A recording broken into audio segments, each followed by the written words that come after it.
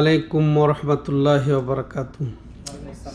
আলহামদুলিল্লাহি রাব্বিল আলামিন ওয়াল আকিবাতুল মুত্তাকিন ওয়াসসালাতু ওয়াসসালামু আলা আশরাফিল আমবিয়াই ওয়াল মুরসালিন নবিয়িনা মুহাম্মদ ওয়া আলা আলিহি ওয়া সাহবিহি ওয়া মান তাবিআহুম বিইহসানিন ইলা ইয়াউমিদ্দিন, আম্মা বা'দ। সম্মানিত দূরের ও কাছের দর্শক ও শ্রোতা মণ্ডলী, আল্লাহ রাব্বুল আলামিনের অশেষ মেহেরবানিতে আমরা প্রতি সপ্তাহের ন্যায় আজকেও আমাদের ধারাবাহিক কিতাবুত তাওহীদের ক্লাসের 31তম পর্বে উপস্থিত। আজ 1446 হিজরির 25শে রবিউল আখের রোজ সোমবার রিয়াদস্থ বাথা ইসলামিক সেন্টারে আমরা আমাদের ক্লাস শুরু করতে যাচ্ছি।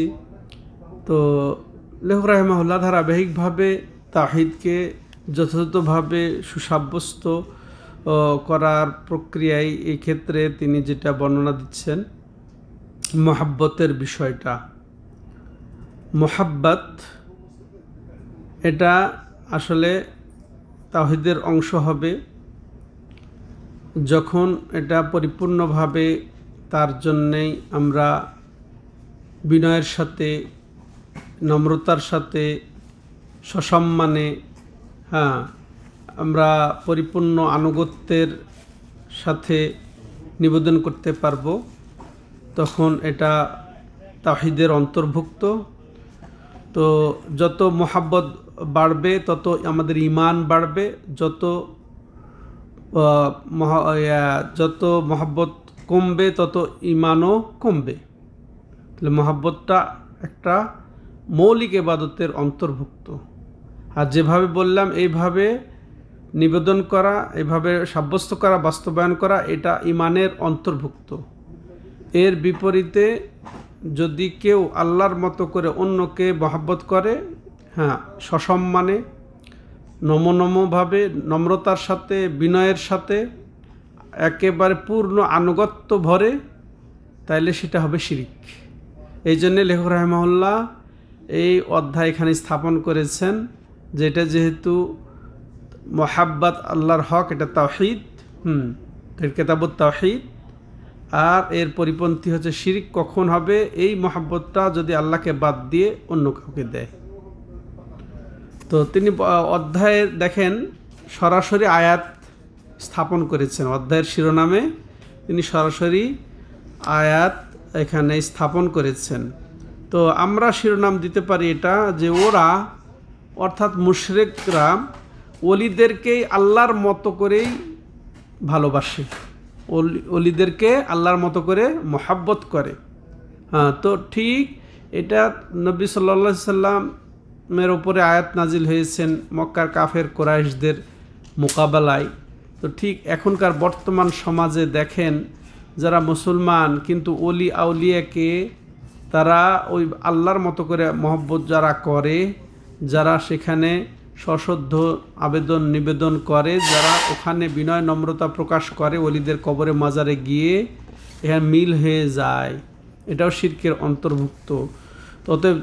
অতএব এগুলো থেকে আমাদেরকে সতর্ক থাকতে হবে।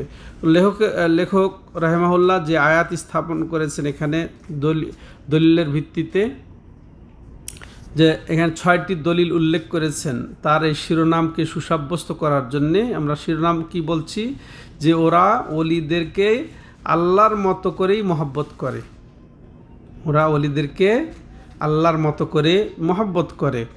তো এর দলিল হিসেবে তিনি 2টি আয়াত এবং 4টি হাদিস উপস্থাপন করেছেন। প্রথম আয়াত, গুরুত্বপূর্ণ আয়াত, সূরা বাকারার 165, ওয়ামিনান নাসি মান ইয়াত্তাখিযু মিন দুনিল্লাহি আনদাদান ইউহিব্বুনাহুম কাহুব্বিল্লাহ ওয়াল্লাযীনা আমানু আশাদ্দু হুব্বান লিল্লাহি ইলা আখিরিল আয়া। তো মানুষের মধ্যে অনেকে, এটা উদ্দেশ্য কাদেরকে? আল্লাহ রাব্বুল আলামিনের মুশরিকদের। যে মুশরিকদের মধ্যে অনেকেই যারা কি করে, আল্লাহকে বাদ দিয়ে ওই তাদের ওলি আউলিয়াকে মাবুদ বানিয়ে নেয়, সমকক্ষ বানিয়ে নেয়, আল্লাহর সমকক্ষ বানিয়ে ইউহিব্বুনাহুম কাহুব্বিল্লাহ, তারা তাদেরকে আল্লাহর মতো করে ভালোবাসে, তারা তাদেরকে আল্লাহর মতো করেই ভালোবাসে। তো ইহিব্বু নাহুম কাহুব্বিল্লাহ, ওই যাদেরকে তারা ভালোবাসে, যাদেরকে তারা আল্লাহকে বাদ দিয়ে মাবুদ বানিয়ে নেয়, মিন দুনিল্লাহি আন্দাদা, শরীক বানিয়ে নেয়, তাদেরকে তারা আল্লাহর মতো করেই ভালোবাসে। আল্লাহর মতো ভালোবাসার অর্থ এখানে দুইটা, যে ঠিক তারা আল্লাহকে যেমন ভালোবাসে, ঠিক তেমন তারা তাদের ওই যে মাবুদদেরকেও ভালোবাসে, তাদের শরীকদেরকেও সেরকমই ভালোবাসে। তো এই আরেকটা অর্থ হচ্ছে যে তারা তাদের মাবুদদেরকেই আল্লাহর মতো করে ভালোবাসে, কিন্তু মাবুদরা যেভাবে আল্লাহকে ভালোবাসে সেভাবে আল্লাহকে ভালোবাসে, এরকম।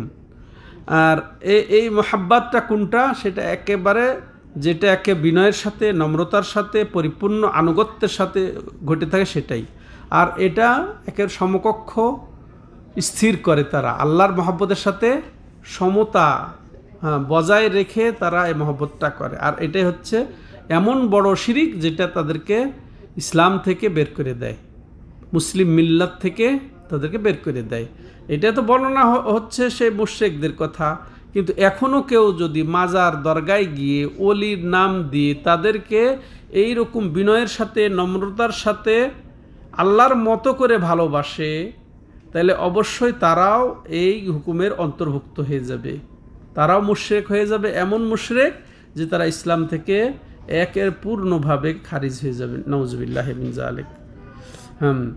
তো তাহলে বোঝা যাচ্ছে যে মুশরিকরাও আল্লাহকে ভালোবাসে, কিন্তু তারা আবার ওই যে শরীকদেরকেও ভালোবাসে, আল্লাহর মতো করেই ভালোবাসে। তাহলে আল্লাহকেও ভালোবাসে, শরীকদেরকেও ভালোবাসে। তাহলে তাদের এই আল্লাহর ভালোবাসা কোনো লাভে আসবে, কোনো উপকারে আসবে? কোনো উপকারে আসবে না যদি তাহলে এখনকার যারা ওলি আউলিয়াকে ভালোবাসে আল্লাহর মতো করে, তো ঠিক একই কথা ওই মক্কার কাফের কুরাইশরা তাদেরকে খালেক অর্থাৎ স্রষ্টা, বৃষ্টি বর্ষণকারী, রিজিক দানকারী, প্রতিপালক, নিয়ন্ত্রক সবই মানে। আবার তাহলে মহব্বত আল্লাহকেও করে, তারপরেও তারা মুশরিক। তো ঠিক এখন কেউ যদি আল্লাহকে স্রষ্টা হিসেবে এক মনে করে, তারপরে আল্লাহকে ওই যে প্রতিপালক হিসেবে এক মনে করে, মালিক হিসেবে এক মনে করে, আবার আল্লাহকে ভালোবাসে, কিন্তু তার সাথে সাথে কোনো অলিকে যদি আল্লাহর মতো করে ভালোবাসে, একই কোয়ালিটি, কোনো পার্থক্য নেই। আল্লাহু আকবার। তো একটু চিন্তার বিষয় আছে সম্মানিত দর্শক ও শ্রোতা মণ্ডলী। তো এই সবদার ক্ষেত্রে তাহলে এই আয়াত থেকে যেটা আমরা বুঝতে পারলাম যে এই মহব্বতের মধ্যে সমতা, এটা হচ্ছে শিরকের অন্তর্ভুক্ত। এটা এমন শিরিক যেটা বড় শিরিক, ইসলাম থেকে খারিজ করে যায়। এটা প্রথম নাম্বার আমরা এই আয়াত থেকে শিক্ষা পেলাম। দ্বিতীয় যে মুশরিকগণ আল্লাহকে ভালোবাসে, খুব ভালোবাসে তারা, মুশরিকরাও আল্লাহকে ভালোবাসে, কিন্তু এখানে তারা ইখলাস লালন করতে পারে না। আল্লাহকেও ভালোবাসে, আবার গায়রুল্লাহকেও ভালোবাসে, আল্লাহ ছাড়া অন্যকেও ভালোবাসে। তো এখান থেকে আমাদেরকে শিক্ষা নিতে হবে যে আমরা আল্লাহর মতো যেন কাউকে ভালো না বাসি, আল্লাহর মতো করে কেউ কাউকে যেন ভালো না বাসি। আল্লাহর মহব্বত সর্বশ্রেষ্ঠ মহব্বত, সমতাও স্থির করা যাবে না, সমতা যেন না আসে। তাহলে এটা আমরা দ্বিতীয় শিক্ষা পেলাম।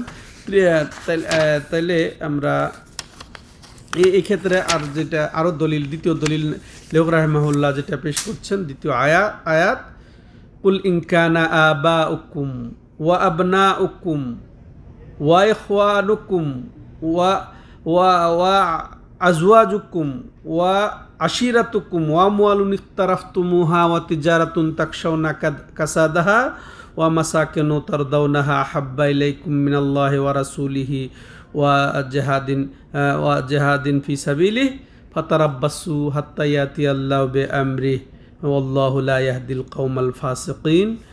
সূরা তাওবার 24 নম্বর আয়াত। এখানে খুব গুরুত্বপূর্ণ বিষয় আল্লাহ রাব্বুল আলামিন উল্লেখ করেছেন যে হে নবী আপনি বলে দিন, হ্যাঁ কাদেরকে? যারা দাবি করে আল্লাহকে সে মহব্বত করে, হ্যাঁ যারা দাবি করে আল্লাহকে সে মহব্বত করে। আবার এই যে এখানে 8টা বিষয় আল্লাহ রাব্বুল আলামিন উল্লেখ করেছেন, এই 8টা বিষয়কেও তারা মহব্বত করে। তো এই 8টা বিষয় যদি আল্লাহর মহব্বত এবং রসুলের মহব্বতের উপরে হয়ে যায়, জেহাদ আল্লাহর রাস্তায় জেহাদের চেয়ে উপরে হয়ে যায়, তারা যেন অপেক্ষায় থাকে আল্লাহর আযাবের।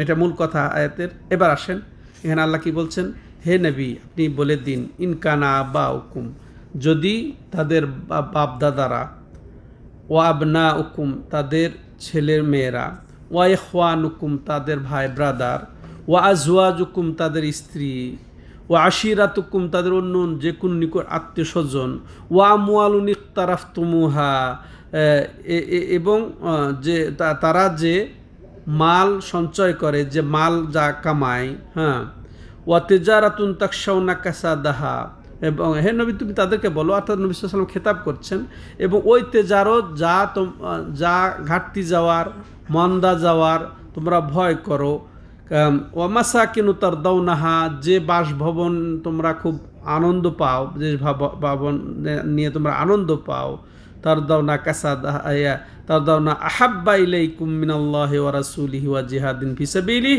এগুলা যদি এখানে 6টা বিষয় উল্লেখ করেছেন, এখানে মেন যেগুলো সাধারণত মৌলিক জিনিস সব এসে গেছে, সব কিছুই এসে গেছে। তো এর মধ্যে মনে করেন বাপদাদা এসেছে, তারপরে ছেলে মেয়েরা এসেছে, তারপরে ভাইরা এসেছে, স্ত্রী এসেছে, আরও যে কোনো আত্মীয় স্বজন। এরপরে আবার বৈষয়িক জিনিসের মধ্যে এসেছে যে মাল ধন যেটা তোমরা কষ্টে অর্জন করো, হ্যাঁ, এবং ব্যবসা যেটা মন্দা যাওয়ার খুবই আশঙ্কায় থাকো, খুবই তোমরা পছন্দ করো, এবং এমন বাসভবন যেটা খুব আনন্দে থাকো, হ্যাঁ। তো এগুলার কোনো কিছু তোমাদের আল্লাহর চেয়ে এবং রাসূলের চেয়ে এবং আল্লাহ রাস্তায় জেহাদের চেয়ে বেশি মহব্বতের হয়ে যায়, তাহলে ফাতারাব্বাসু হাত্তা ইয়াতি আল্লাহু বিআমরি, তাইলে তোমরা ওই অপেক্ষা থাকো আল্লাহর হুকুম নিয়ে আসার, অর্থাৎ আল্লাহর আযাবের অপেক্ষায় তোমরা থাকো। আল্লাহু লা ইয়াহদিল কওমাল ফাসিকিন, আর আল্লাহ এই ফাসিক যারা এই আল্লাহর মহব্বতের উপরে, রসুলের মহব্বতের উপরে, আল্লাহ রাস্তায় জিহাদের মহব্বতের উপরে যারা এগুলাকে প্রাধান্য দিবে, এই ফাসিকদেরকে আল্লাহ রাব্বুল আলামিন এই ফাসিক জাতিকে হেদায়েত দান করবেন না, হ্যাঁ দান করেন না। তাহলে চরম এখানে উদ্বেগের বিষয়, চরম এটা উদ্বেগের বিষয়। এখানে মৌলিক কথা যে আল্লাহর মহব্বত হচ্ছে আসল, এটাই ভিত্তি, আর এটা মৌলিক ইবাদতের অন্তর্ভুক্ত, যে মহব্বতে থাকবে আমাদের বিনয়, নম্রতা এবং পূর্ণ আনুগত্যবোধ, ঠিক আছে। এরপরে এই আল্লাহর মহব্বতের সাথে সংশ্লিষ্ট এর অনুগত মহব্বত কার? রাসূলের এবং আল্লাহ রাস্তায় যুদ্ধ জিহাদের, ঠিক। তাহলে 1 নাম্বার টপ মহব্বত আমাদের হক কার? আল্লাহর, হ্যাঁ। তারপরে রাসূলের, সৃষ্টির মধ্যে সর্বসেরা মহব্বত কার? রাসূলুল্লাহ সাল্লাল্লাহু আলাইহি ওয়াসাল্লাম। এই ক্ষেত্রে আবার আসবে। তাহলে এটাও তাহলে আমরা অধ্যায়ের সাথে আমাদের সম্পর্ক পেলাম, যে অধ্যায়ের সাথে কি যে মহাব্বত, এটা আল্লাহর হক, এটা দিলে এটা তাওহীদ। তো এটা যত আমরা পূর্ণ করতে পারবো, হ্যাঁ, এই মহাব্বতকে, তত এই ঈমানটা পূর্ণ হবে। যত আমাদের ঘাটতি আসবে তখন ঈমানেও তাতে ঘাটতি আসবে। আর এটা আল্লাহকে দেওয়া, এটা তাওহীদ। আল্লাহ ছাড়া গায়রুল্লাহকে দেওয়া শিরিক, সমকক্ষ স্থির করা এক্ষেত্রে শিরিক। তো এই জন্যে লিহু রাহিমাহুল্লাহ এই আয়াত দিয়ে এখানে দলিল উপস্থাপন করেছেন।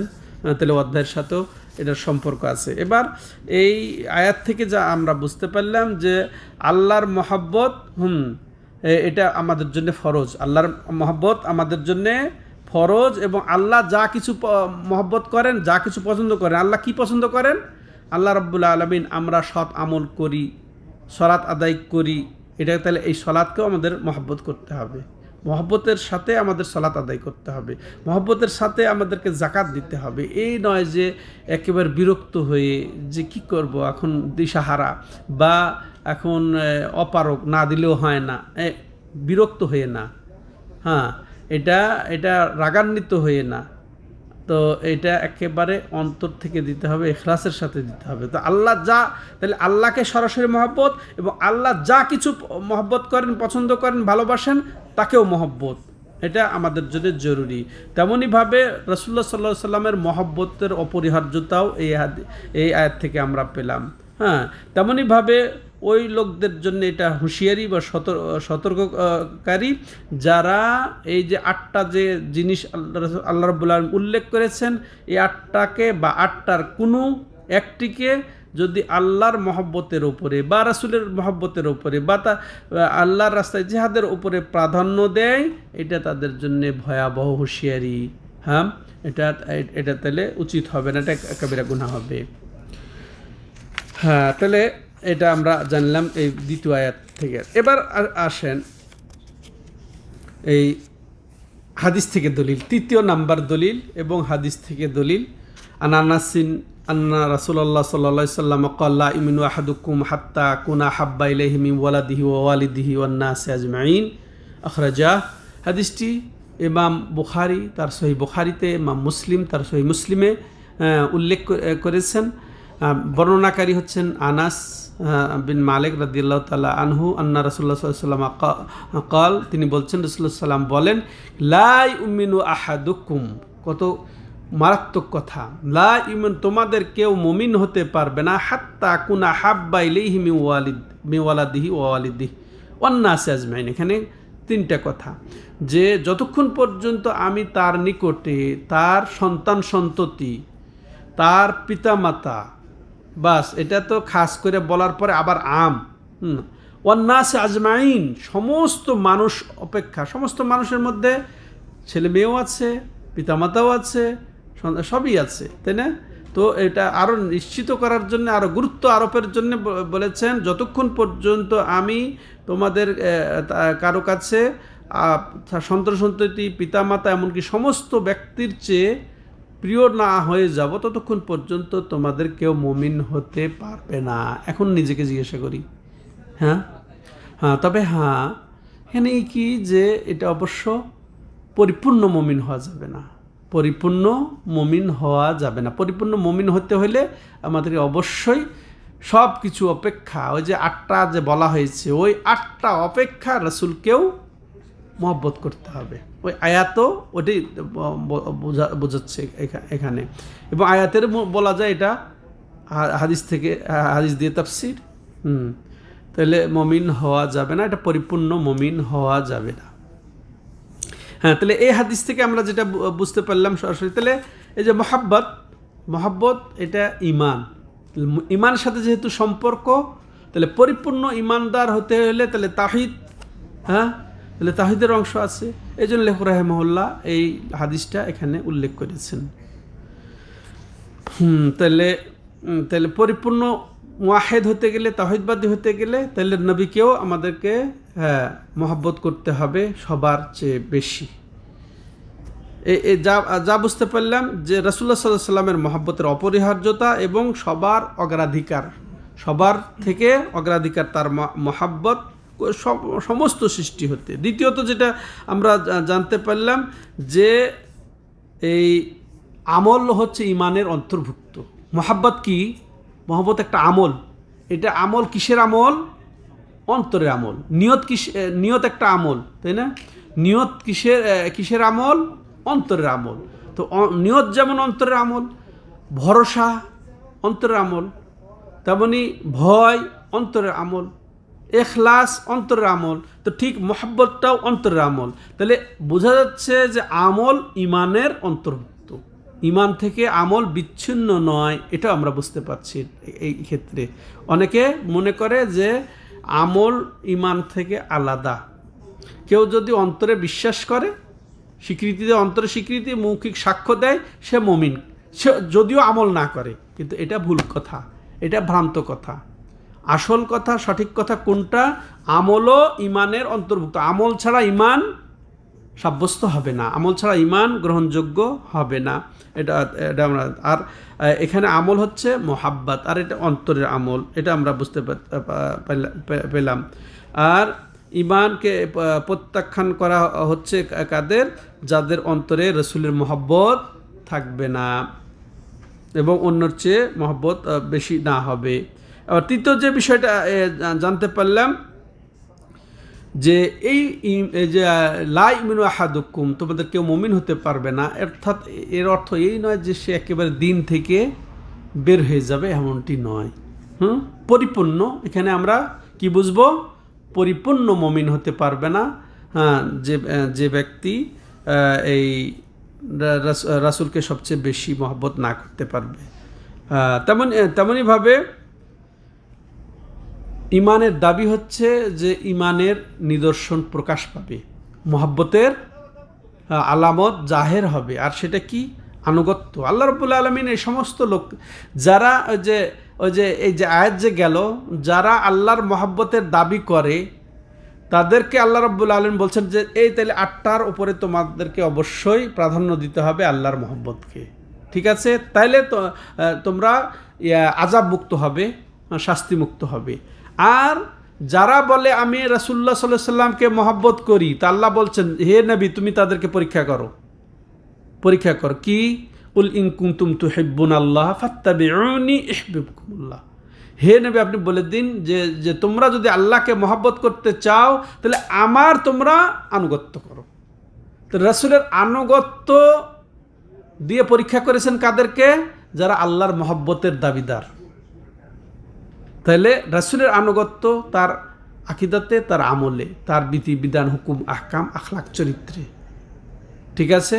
তাহলে এই আনুগত্যটাই হচ্ছে এই মহব্বতের প্রমাণ, ইমানের প্রমাণ।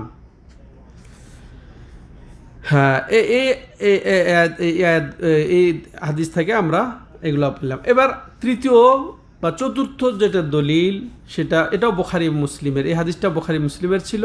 এরপরে লেখক রাহিমাহুল্লাহ আরেকটি বুখারী মুসলিম থেকে বর্ণনা দিচ্ছেন এবং এটাও আনাস রাদিয়াল্লাহু তাআলা আনহু থেকে তিনি বলছেন ক্বালা রাসূলুল্লাহ সাল্লাল্লাহু আলাইহি ওয়াসাল্লাম সালাসুন মান কুন্না ফীহি ওয়াজাদা বিহিন্না হালাওয়াতাল ঈমান আন ইয়াকুনাল্লাহু ওয়া রাসূলুহু আহাব্বা ইলাইহি মিম্মা সিওয়াহুমা ওয়া ইউহিব্বাল মারআ লা ইউহিব্বুহু ইল্লা লিল্লাহ ওয়া ইয়াকরাহা আন ইয়াউদা ফিল কুফরি বা'দা ইয আনকাযাহুল্লাহু মিন কামা ইয়াকরাহু আন ইউলকা ফিন্নার। আল্লাহু আকবার। খুব গুরুত্বপূর্ণ হাদিস।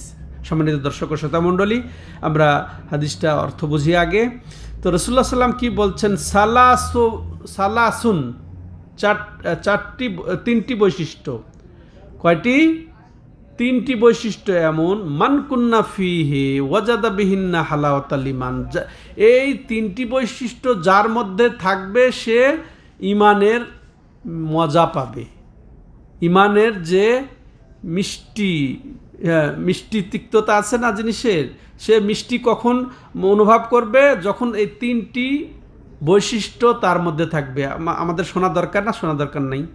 হ্যাঁ, তাহলে কান খুলে শুনেন। যদি ঈমানের মজা পেতে চায়, ঈমানের মিষ্টি লাভ করতে চায়, ঈমানের মিষ্টি ভোগ করতে চায়, এই তিনটি বৈশিষ্ট্য গ্রহণ করতে হবে। রাসূল বলছেন যে তিনটি এমন বৈশিষ্ট্য যার মধ্যে এগুলা থাকবে সে ঈমানের প্রকৃত মজা পাবে, হ্যাঁ, মিষ্টি ভোগ করবে। প্রথম, যে আন ইয়াকুনাল্লাহু ওয়া রাসূলুহু আহাব্বা ইলাইহি মিম্মা সিওয়াহুমা, তার নিকটে আল্লাহ এবং রাসূল এই দুইজন হবে সবচেয়ে বেশি প্রিয়। যত কিছু আছে, দুইজন থেকে যত কিছু আছে, ওই যে 8টা পুরা আমাদের সামনে আল্লাহ জানিয়ে দিয়েছেন, 8টা আরও যত কিছু আছে, এখানে দুনিয়ার সৃষ্টির যত কিছু আছে, মানে আল্লাহ এবং রাসূল ছাড়া যত কিছু আছে, তার চেয়ে যদি আমার কাছে রাসূল যদি প্রিয় হয়ে যায়, ঠিক আছে, যে আল্লাহ এবং রাসূল প্রিয় হয়ে যাওয়া 1 নাম্বার বৈশিষ্ট্য। তাহলে আমাদেরকে প্রথম বৈশিষ্ট্য কি আনতে হবে? আল্লাহ এবং রাসূলকে দুনিয়ার যত কিছু অপেক্ষা, সব কিছু অপেক্ষা, এই দুই অপেক্ষা যত কিছু আছে সবচেয়ে বেশি প্রিয় মনে করতে হবে, ভালোবাসতে হবে, 1 নাম্বার বৈশিষ্ট্য। দ্বিতীয় নাম্বার বৈশিষ্ট্য, আইয়ুহিব্বাল মারআ লা ইউহিব্বুহু ইল্লা লিল্লাহ, যে কেউ যদি কাউকে ভালোবাসে তাহলে আল্লাহর জন্যেই তাকে যেন যদি ভালোবাসে, দ্বিতীয় বৈশিষ্ট্য। কেউ যদি কাউকে ভালোবাসে, কিসের জন্য ভালোবাসে? স্বার্থের জন্যে। এখন এটা আসতেছে পরের কথা, স্বার্থ ছাড়া, যে কোনো স্বার্থ ছাড়া আল্লাহর জন্য, কারণ সে মুসলমান, সে মমিন, সে পরেজগার, সে মুত্তাকি, সে নামাজি, সে দিনদার, সে দাওয়াতি কাজ করে, এই জন্যে সে ভালোবাসবে। হ্যাঁ, তাহলে দ্বিতীয় বৈশিষ্ট্য কি আনতে হবে আমাদেরকে? যে যে আমরা যদি কাউকে ভালোবাসি তাহলে আল্লাহর ওয়াস্তেই ভালোবাসবো, আল্লাহর জন্য, অর্থাৎ সে যে আল্লাহর আনুগত্যশীল ব্যক্তি, সে রসুলের আনুগত্যশীল ব্যক্তি, রসুলের মহাব্বতকারী, আল্লাহর মহাব্বতকারী, এই জন্য আমরা তাকে ভালোবাসবো। তাহলে দ্বিতীয় বৈশিষ্ট্য এটা। আল্লাহ যদি মিষ্টি পেতে চায় ইমানের, তাহলে দ্বিতীয় বৈশিষ্ট্য এটা। তৃতীয় বৈশিষ্ট্য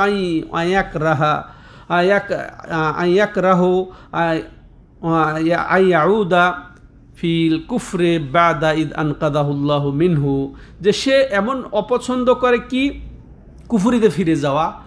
হ্যাঁ, বাদা আনকাদাহুল্লাহ, আল্লাহ তাকে মনে করেন যারা বিশেষ করে কাফের ছিল তাদেরকে যে আল্লাহ রাব্বুল আলামিন এই যে কুফুর থেকে মুক্তি দিয়েছেন, হ্যাঁ, তো আবার ওই কুফুরি থেকে কুফুরির দিকে ফিরে যাওয়াটা সে অপছন্দ করবে।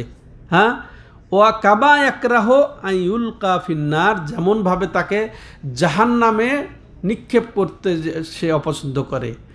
মানে ইমান থেকে কুফুরির দিকে প্রত্যাবর্তন বা মুরতাদ হয়ে যাওয়াটাকে ওইভাবে সে অপছন্দ করবে যেভাবে তাকে আগুনে নিক্ষেপ করাতে ভয় পায় বা অপছন্দ করে। বুঝে আসছে এই অবস্থাটা সৃষ্টি।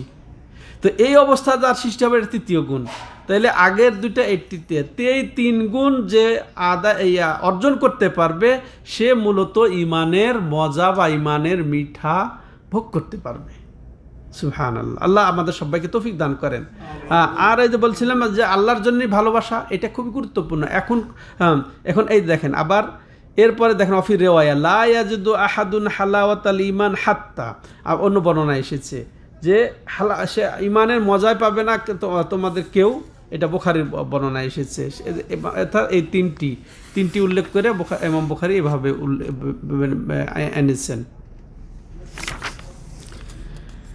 তাহলে এই হাদিস থেকে আমরা যেটা শিক্ষা পেলাম সেটা আমরা শুনি, যে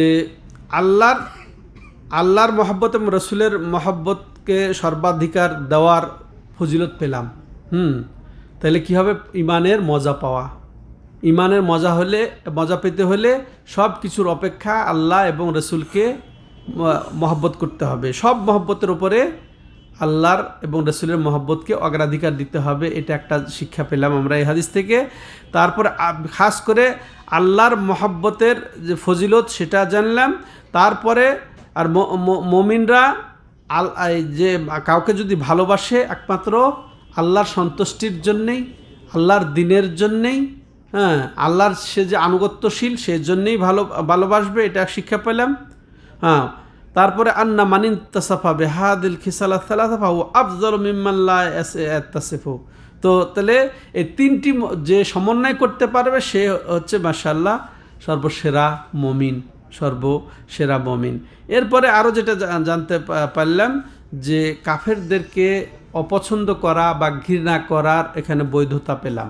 ঠিক আছে, শরীরসম্মত এটা। আরও শুনেন, আরও স্পষ্ট হবে এই বিষয়টা।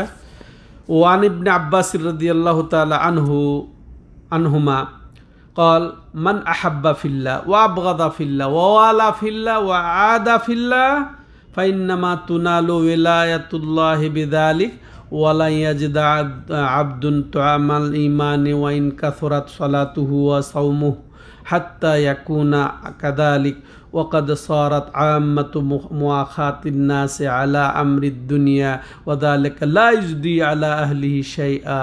আর স্পষ্ট আগের বিষয়টা আরও স্পষ্ট দেখেন কিভাবে, যে এই হাদিসটি বর্ণনা করছেন আব্দুল্লাহ ইবনে আব্বাস রাদিয়াল্লাহু আনহুমা, উভয় সাহাবী, এই জন্য রাদিয়াল্লাহু আনহুমা বলছি আমরা, যে মান আহাব্বা ফিল্লাহ ও আবগাদা ফিল্লাহ, একের পরস্পরমুখী।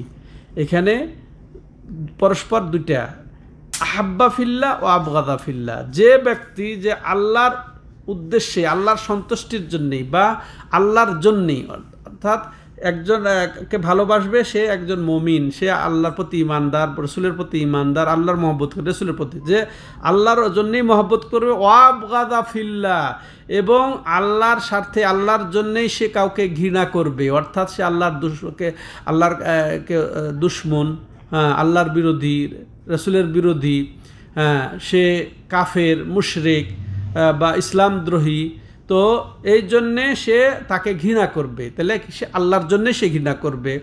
ওয়ালা ফিল্লাহ, এবং আল্লাহর উদ্দেশ্যেই সে কাউকে বন্ধু হিসেবে গ্রহণ করবে। ওয়ালা, এবং অর্থাৎ সাহায্য করবে, সম্মান করবে, কিসের কারণে?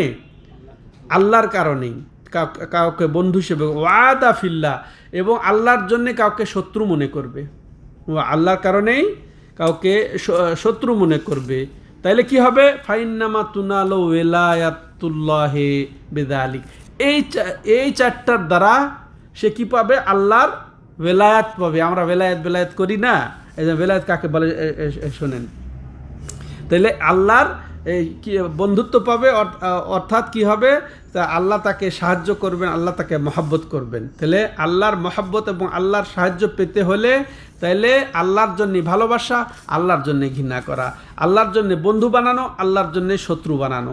তাহলে এই কাজ করতে পারলে আল্লাহর আমি বন্ধু হতে পারবো, আল্লাহর মহব্বত পাবো, আল্লাহর সাহায্য পাবো। তারপরে আবার বলছেন ওয়ালান ইয়াজিদু আবদুন তুআমাল ঈমান ওয়াইন কাসুরাত। আর এটা আবার স্পষ্ট করে দেওয়া হচ্ছে হাদিসে যে সে ঈমানের সে কখনোই মজা পাবে না, সে মজা পাবে না, যদিও তার সলাৎ অনেক হোক না কেন, সিয়াম হোক না কেন, হাত্তা একুনা কাযালিক, যদি তার এই অবস্থাটা এরকম না হয়। আল্লাহর জন্যই ভালোবাসা, আল্লাহর জন্যই ভালো না বাসা বা ঘৃণা করা, আল্লাহর জন্য বন্ধু বানানো, আল্লাহর জন্য শত্রু বানানো, যদি এটা না হয় তাহলে সে যতই সলাত আদায় করুক, যতই সিয়াম রাখুক, সে এরকম হতে পারবে না, অর্থাৎ সে ঈমানের মজা পাবে না। ওয়াকাদ সারাত আম্মাতু মুআখাতিন নাস। এবার আব্দুল্লাহ ইবনে আব্বাস রাদিয়াল্লাহু তাআলা আনহু এই রাসূলের হাদিসের ব্যাখ্যায় বলছেন যে বর্তমান অবস্থা, আল্লাহু আকবার, আব্দুল্লাহ ইবনে আব্বাসের 1400 বছর আগের খবর বলছেন কি, যে এখন বর্তমানে মানুষের অবস্থা কি হয়েছে, সাধারণ মানুষ বা বেশিরভাগ মানুষ তাদের এই দুনিয়ার ভিত্তিতে তারা মানুষকে ভালোবাসে, দুনিয়ার স্বার্থে একজন আরেকজনকে ভালোবাসে। বলেন এটা এখন কোন পর্যায়ে? তাইলে চিন্তা করেছেন? এখন প্রত্যেকটা ভালোবাসা, আমরা প্রত্যেককে যে ভালোবাসি, কয়জন আল্লাহর হস্তে ভালোবাসি, নাকি দুনিয়ার ভিত্তিতে, দুনিয়ার স্বার্থে? এটা স্পষ্ট যে প্রত্যেক ভালোবাসার ভিত্তি হচ্ছে যে ও আমার ব্যবসার সহযোগিতা করবে, চাকরিতে সহযোগিতা করবে, দুনিয়ার সহযোগিতা করবে, এটা করবে, সেটা করবে, অমুক করবে, তমুক করবে, সেই জন্য ওকে খাওয়ানো, সে তাকে সার্ভিস দেওয়া, তাকে এই করা সেই করা, যোগাযোগ করা, যত ভালোবাসা আর যত কিছু সব কিসের স্বার্থে হয়? দুনিয়ার স্বার্থে। এটা ওই হাদিসেই উল্লেখ করে দেওয়া হচ্ছে। ওয়াযালিকা লা ইউজদি আলা আহলি শাইআন। আর এটাও জেনে রাখতে হবে যে তাদের এই মহব্বতটা তাকে আসলে কোনোই উপকারে দেবে না। বাহ্যিক তাৎক্ষণিক কোনো উপকার হওয়ার পরে দেখবেন একেবারে কিছুই থাকবে না, একেবারে জিরো হয়ে যাবে। আর দেখেন আরও স্পষ্ট, আব্দুল্লাহ ইবনে আব্বাস রাদিয়াল্লাহু তাআলা আনহু আরও আল্লাহর এই বাণীটা উল্লেখ করে বলছেন ওয়া তাকাত্তাআত বিহিমুল আসবাব, কিন্তু পরকালে তার এই সব অবলম্বনগুলা, এই মহব্বতের সম্বন্ধ যত সব বিচ্ছিন্ন হয়ে যাবে। এই আসবাবগুলা, এই উপকরণগুলা তার কোনোই কাজে আসবে না, বেফায়দায় চলে যাবে, বরং এগুলা আরও ক্ষতির কারণ হয়ে দাঁড়াবে। সব ক্ষতির কারণ হয়ে দাঁড়াবে। আল্লাহু আকবার। সব বেফায়দা, এই সম্পর্ক, এই মহাব্বত সব বিচ্ছিন্ন হয়ে যাবে। কিন্তু কোন মহাব্বত থাকবে পরকালে, কাজে দিবে কোনটা? ওই যেটা বললাম, আল্লাহর ওয়াস্তে যদি হয়ে থাকে মহাব্বতটা, আল্লাহর ওয়াস্তেই যদি হয়ে থাকে ঘৃণাটা, আল্লাহর ওয়াস্তেই যদি বন্ধু বানানো হয়, আল্লাহর ওয়াস্তেই যদি শত্রু বানানো হয়, তাহলে আল্লাহর ওয়াস্তে শত্রু বানাইতে হয়, তাই না? এটা আমরা বুঝলাম। তাহলে এগুলা করতে পারলে আমরা ইমানের মজা পাবো, ইমানের মিষ্টি চাকতে পারবো, আমরা পাবো, তাছাড়া কিন্তু পাবো না। তাহলে এই হাদিস থেকে আমরা যেটা জানলাম, সংক্ষেপে বলবো, সেটা হচ্ছে কি যে এমন কিছু উপকরণ, হ্যাঁ, যার মাধ্যমে আল্লাহর মহব্বত পাওয়া যায়, সেটা আমরা পারলাম। আর আল্লাহর মহব্বত পাওয়ার অর্থ হচ্ছে কি আল্লাহর সহযোগিতা পাওয়া, হ্যাঁ, আল্লাহর সমর্থন পাওয়া, এটা বুঝলাম।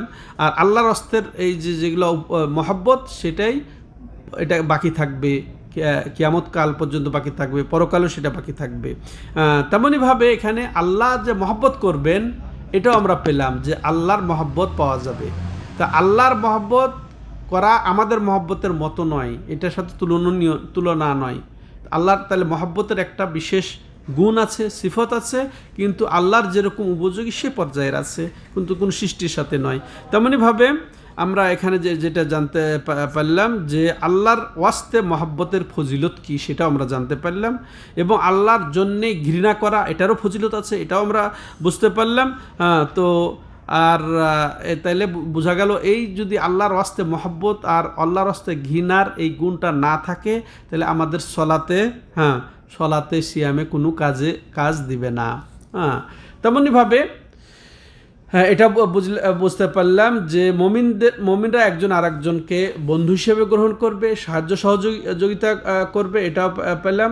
এবং কাফেরদেরকে ঘৃণা করবে, এটা আমরা বুঝতে পারলাম। এরপরে আমরা আল্লাহর হস্তে মহাব্বতের ফল রেজাল্ট, আল্লাহর হস্তে ঘৃণা করার ফল রেজাল্ট, সেটা কি যে ইমানের মজা পাওয়া, ইমানের স্বাদ পাওয়া, ইমানের মিষ্টি ভোগ করা, এটার যে পেলাম। এরপরে কেউ যদি ওই যে দুনিয়াবি স্বার্থে বা ভালোবাসে, দুনিয়াবি স্বার্থে ঘৃণা করে, মুমিনকে ঘৃণা করে ছাড়ে দুনিয়াবি স্বার্থে, তাহলে এটা তিরস্কৃত করা হয়েছে হাদিসে পরোক্ষভাবে। তাহলে পরিশেষে আমরা উপসংহারে যেটা বলতে চাই যে মহব্বত একটি ইবাদত। মহব্বত তাহলে সব মহব্বত আবার একরকম নয়, এটাও আমরা বুঝবো লাস্টে, যে মহব্বত প্রথম 4 প্রকার। মহব্বত কয় প্রকার? 4 প্রকার। একটা হচ্ছে মহাব্বাতুল্লাহ, আল্লাহর মহাব্বত, আর এটাই হচ্ছে ইমানের ভিত্তি বা ইমানের আসল, যেটা হচ্ছে তাওহীদ, যার কারণে এটা কিতাবুত তাওহীদের আলোচনা চলছে মাশাআল্লাহ। তাহলে একটা হচ্ছে মহাব্বাতুল্লাহ, আল্লাহর মহব্বত। দ্বিতীয় হচ্ছে মহাব্বাতুন ফিল্লাহ, আল মাহাব্বা ফিল্লাহ, আল্লাহর ক্ষেত্রে মহাব্বত, আল্লাহর ক্ষেত্রে, যেমন নবীদেরকে মহাব্বত করা, মুমিনদেরকে মহব্বত করা, সৎবান্দাদেরকে মহব্বত করা, এগুলা বোঝায়। তেমনইভাবে তার মহাব্বত মা ইহিব্বুল্লাহ, আর আল্লাহ যা তাহলে তৃতীয় হচ্ছে কি, আল্লাহ যা পছন্দ করেন, আল্লাহ যা মহব্বত করেন তাকে মহব্বত করা, তৃতীয় মহব্বত এটা। যেমন এটা হচ্ছে সৎ আমল, আমরা সৎ আমল করি, ইবাদতবন্দেগী করি, সেটা আল্লাহ পছন্দ করেন, তাহলে এগুলোকে আমাদেরকেও পছন্দ করতে হবে। তেমনইভাবে আল্লাহ কোনো স্থানকে মহব্বত করেন, মসজিদকে, বাইতুল্লাহ, মসজিদে নববী, তাই না? ওই আমাদেরকেও তাহলে ওগুলাকে, ওই আল্লাহর নিদর্শনাবলীকে মহব্বত করতে হবে। তেমনইভাবে তেমনি সময়, রমজান মাস, লাইলাতুল কদর, এগুলা আল্লাহ পছন্দ করেন, ভালোবাসেন, জন্য আল্লাহ রাব্বুল আলামিন এদের ফজিলত দান করে, তাহলে আমাদেরকে। তৃতীয় যেটা মহাব্বত মা আল্লাহ, আল্লাহর সাথে অন্য কিছুকে মহব্বত করা, সেটা যে 8টা গেল। বিশেষ করে গায়রুল্লাহ, মৃত ব্যক্তিকে মহব্বত করা, ওলির নাম দিয়ে মহব্বত করা, এটা যদি হয়, সেটাই হচ্ছে কি আসে মুশরিকদের মহব্বত, যেটা সেটা মক্কার কাফের কুরাইশদের মহব্বত, যে মহব্বতের কথা আল্লাহ বলেছেন, যে তারা তাদের ওই যে মূর্তিকে, তাদের মাবুদকে, তাদের প্রতিমাকে যেভাবে মহব্বত করে, সেটা। আর সেটা কি বড় শিরিক, যে শিরক ইসলাম থেকে মানুষকে বের করে দেয়। এরপর চতুর্থ মহাব্বত, এটা ভিন্ন, সেটা হচ্ছে কি স্বভাবগত মহাব্বত। চতুর্থ মহাব্বত কোনটা? স্বভাবগত মহাব্বত, যে মহাব্বতের কারণে আমরা বড়দেরকে শ্রদ্ধা করি, বাবাকে শ্রদ্ধা করি। তারপরে যেটা স্বাভাবিক মহব্বত, যেটা প্রাকৃতিক মহব্বত, তো এটা আবার 4 ধরনের। প্রথম যেটা শ্রদ্ধামূলক মহব্বত, যেটা শ্রদ্ধামূলক ভালোবাসা, যেটা বড়দেরকে, বাবা। তেমনইভাবে ছোটদেরকে স্নেহমূলক মহাব্বত, স্নেহমূলক ভালোবাসা, যেমন ছেলেদেরকে, বাচ্চাদেরকে মহব্বত করা হয়। তেমনইভাবে তৃতীয়ত হচ্ছে কি, যে সমস্ত মানুষের মহব্বত, ছেলে মেয়ে এগুলা বাদে আরও সমস্ত মানুষের মহব্বত। আর এরকমভাবে কি মানুষ বিশেষ বিশেষ জিনিস পছন্দ করে, খাদ্য, খাবার, পানীয়, পোশাক আশাক, তারপরে যেটা ব্যবহারিক জিনিসের যেটা পছন্দ করে, মহব্বত করে, সেটা তো ঠিক আছে। তাহলে এই মহব্বতের সাথে ওই আল্লাহর যেটা মহব্বত সেটা কোনো সাংঘর্ষিক নয়। এই মহব্বত আমাদের করতে হবে, বাবার মহব্বত করতে হবে, ছেলে মেয়ের মহব্বত করতে হবে, মুমিনদেরকে মহব্বত আমভাবে করতে হবে, এটাতে কোনো সমস্যা নেই। কিন্তু সমস্যা কোনটা? আল্লাহর সাথে গায়রুল্লাহকে, কোন ওলিকে মহব্বত করা।